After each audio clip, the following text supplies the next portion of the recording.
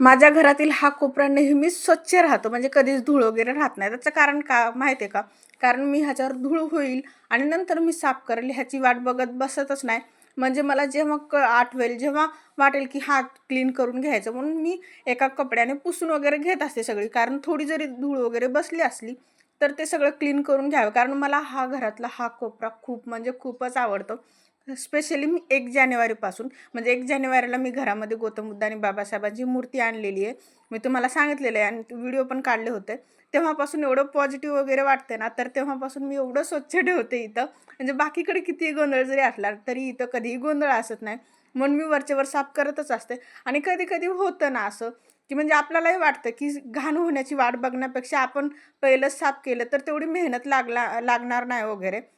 जर घाण झालं आणि त्यानंतर आपण साफसफाई करायला गेली, तर खूप मेहनत पण लागते आणि आपल्याला कंटाळा पण येतो. म्हणजे किती हे झालेलं आहे. आता माझ्या त्या फोटो फ्रेममधली एक फोटो मी काढून ठेवलेले का ते तुम्हाला पुढच्या व्हिडिओमध्ये नक्कीच सांगेल.